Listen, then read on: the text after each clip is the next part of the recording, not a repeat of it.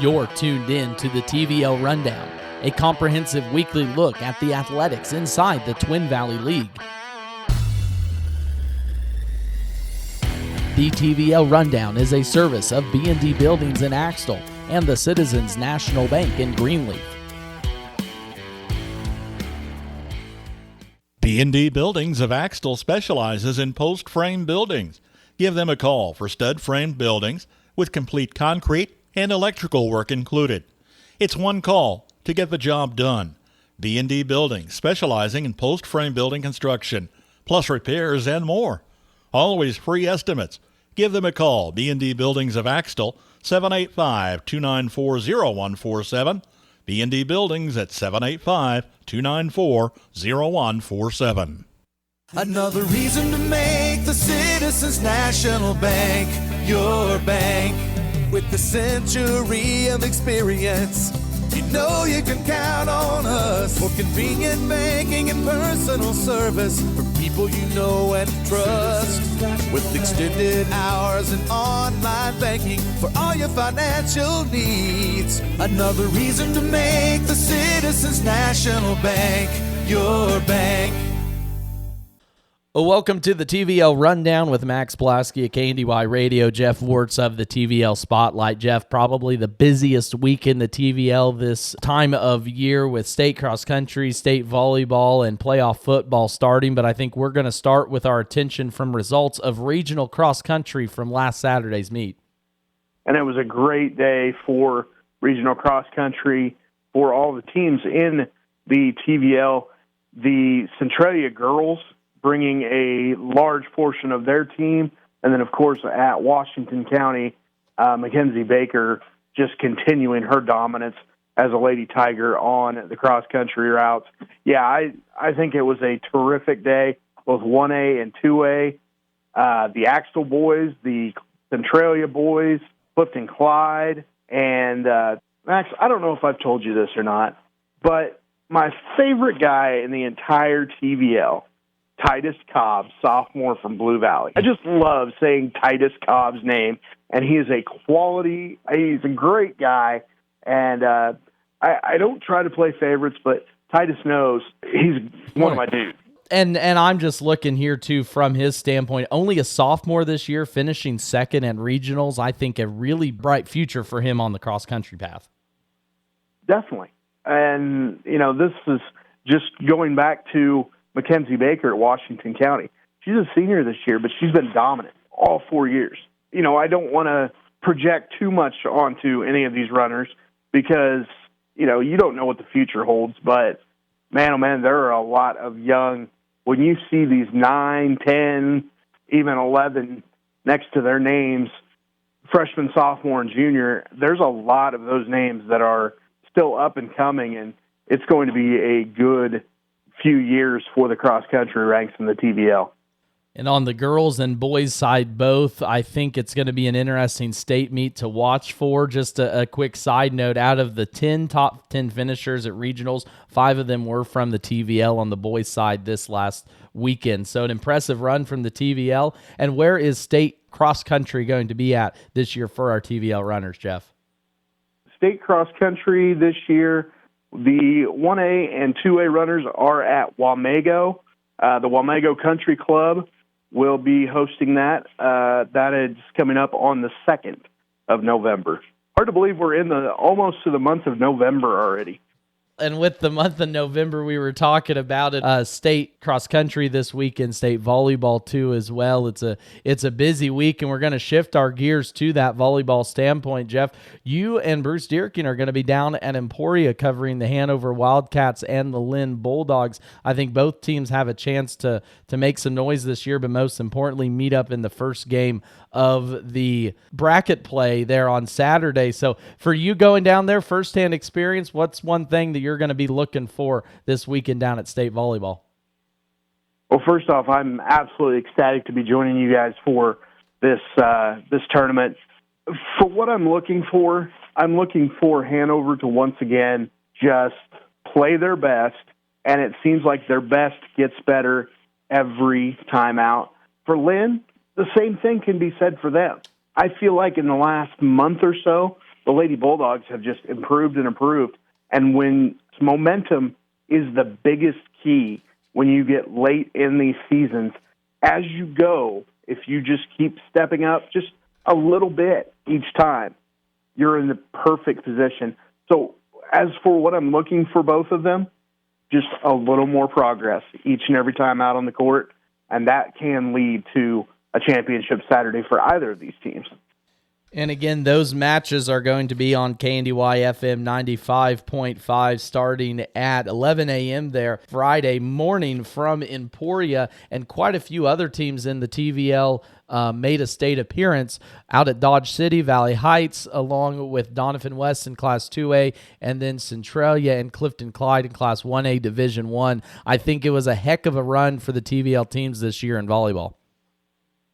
Volleyball, it's hard to say that it's going to be the best sport that we have this year because obviously the other ones are still pretty darn good, but it's going to be hard to beat what the teams have done in the volleyball ranks this year. The rest of the sports better step it up because I could easily right now call TVL volleyball the best season that they've had in a long time. And I think I asked you a few weeks ago there when you were at TVL volleyball down in Blue Valley, I think you said the Donovan West Mustangs have a chance to make some noise at state maybe this week. Is there anyone else that we should maybe be keeping our eye on? Keep an eye on all of them. I think all of them have a very good chance. To me, sometimes, Max, and this is maybe being a homer just a little bit, I think the TVL tournament is just as competitive as maybe sub-state. I don't know about state necessarily, but sub-state. I think all of these teams have a definite chance. You mentioned Donovan West. That team is full of athletes, and they know exactly where and when they need to be in a certain position. I think D West could take 2A by storm and really shock some people. You talked about the balance of it. I was just doing a quick count. 6 of the 11 TVL teams this year from volleyball made a state appearance. I think that's just overly impressive and obviously an exceptional time to be a TVL fan. And as always, Jeff, where can folks find those results coming up this weekend so they don't have to track them themselves?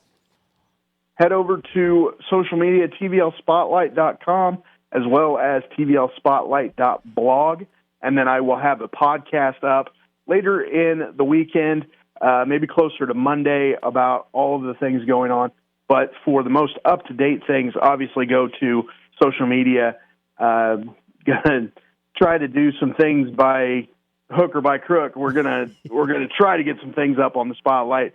Have a busy weekend. Obviously, everyone knows that it's going to be very busy for the entire crew here at the TVL Spotlight. But yes, as far as where to check it out, tvlspotlight.com.blog, and on social media, both Facebook and Twitter. What are we calling this? Twitter, X? What are we at this now? I think everyone kind of knows it as by whatever they go with. So I think you're free to say whatever. TVL Spotlight. Find it. Find it that easy. Google search it right there. And as always, we're going to have a full recap of state volleyball next week during the TVL rundown, but shifting our attention to football, Jeff, here as we come to the end of our segment, a lot of teams too as well made some playoff appearances on the gridiron. Of course, Hanover versus Pike Valley Thursday night, Axtell versus Thunder Ridge, Valley Heights versus Oakley, and then Washington not in a playoff but still playing Thursday night. But I want to shift the attention real quick to the Friday night contest. Frankfort at Lynn in the first round of the playoff games. I know I asked you a little bit about it a couple weeks ago, the excitement around the Lynn Bulldogs. How exciting is this contest going to be for Lynn hosting a TVL foe for the first round of playoffs? Hosting a playoff game for the first time in a long time as well. It's at a fever pitch here in Lynn. As most of you know by now, I am in Lynn. It's strong. The entire stands are going to be filled for that game, and I'm very excited by it. I think that's going to be a terrific matchup. And, Lynn's going to be ready, but Frankfort's going to be ready as well. And we know what happens when they are angry and ready. We've seen Nick Anderson's team play, and that seems like what we get most of the time from them. A lot prepared and a little bit angry. And that seems to be the way they play, and they're going to have to play that way as both them, Hanover, and Axtell are on the top side of this 8-man Division II bracket. Will be an interesting side. And last question on the football standpoint, Jeff, I asked you with volleyball, but between those 4 teams, also Centralia and Valley Heights making a playoff run this year, who should we keep our eye on again as the football playoffs go forward? Well, the easy one to say would be Axtell. I mean, there's definite history there and still a very good team. But as I mentioned, Frankfort is right there. I mean, they were with Hanover. They struggled mightily with Axtell, but so does everyone else. I think this is still a very good team. If they can figure out what they are on a given night, they're as dangerous as any team in the state.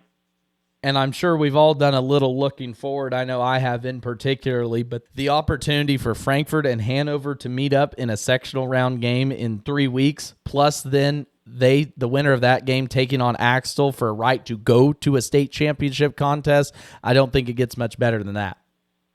Well, and I don't want to put the cart before the horse and don't want to put any pressure on those 3 teams, but yeah, that's probably going to happen. And to say that I'm excited by it is maybe just a little bit of an understatement.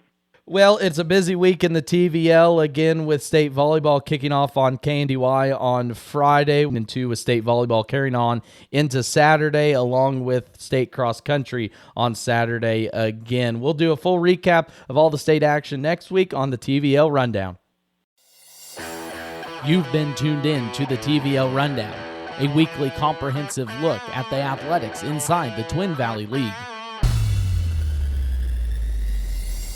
The TVL Rundown is a service of B&D Buildings in Axtell and the Citizens National Bank in Greenleaf.